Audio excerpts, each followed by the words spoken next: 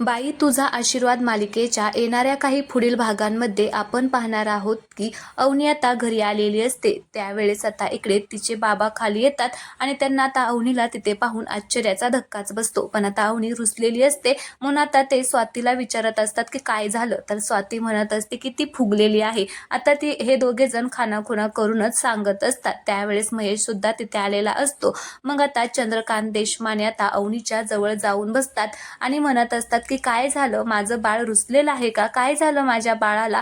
त्यावेळेस अवनी म्हणत असते की काय सांगू बाबा तुम्हाला, मला ना भिजायचं आहे पण ना बाहेर पाऊसच पडत नाहीये, त्याच्यामुळे ना मला खूप वाईट वाटत आहे. तर आता ते म्हणतात की अच्छा असं झालंय का, बाहेर पाऊसच पडत नाहीये का आणि तुला तर भिजायचं आहे, काय करायचं, थांब मग मी पावसाला खाली यायला सांगू का. त्यावेळेस ती हसते आणि म्हणत असते की बाबा असं काय करताय, पाऊस पडत नाहीये बाहेर. तर ते म्हणतात की तू या चंद्रकांत देशमानेला चॅलेंज करू नका, आम्ही बाहेर जाऊन पाऊस पाडू शकतो.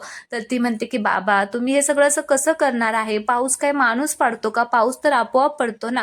तर ते म्हणतात की माझ्या मुलीसाठी मी काहीही करू शकतो, चल तुला मी दाखवतो बाहेर पाऊस पडतोय की नाही. तर अवनी म्हणत असते की बाबा मी आत्ताच आलेले आहे, पाऊस नाही पडत. तर ते म्हणतात की अगं चल मी तुला दाखवतो. असं म्हणून ते अवनीला बाहेर घेऊन जातात. आता बाहेर गेल्यानंतर ना अवनी दरवाजा उघडून पाहते तर पाऊस पडत असतो.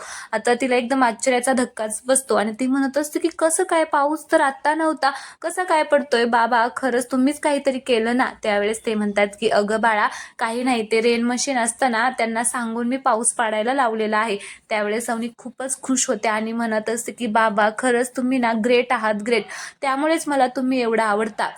तर ते म्हणत असतात की आवडतो ना, मग माझ्या पोरीसाठी काही पण जाता, तुला जेवढं पावसामध्ये भिजायचंय ना तेवढं तू पावसामध्ये भिज. आता हे सगळं कौतुकाने महेश पाहत असतो. त्याला सुद्धा त्याच्या बहिणीचा असा फुललेला चेहरा पाहून खूप आनंद झालेला असतो. आणि इकडे स्वाती तर अवनीची खूपच जवळची मैत्रीण आहे, वहिनी आहे, सगळंच काही आहे, त्याच्यामुळे ती तर खूप आनंदाने तिच्याकडे पाहत असते. अवनी मात्र आता पळतच पावसामध्ये गेलेली असते आणि खूप एन्जॉय करत असते, डान्स करत असते, गोल गोल फिरत असते, पूर्णपणे आता ती पावसाचा आनंद घेत असते. आणि हे तिघेजण मात्र तिला कौतुकाने पाहत असतात.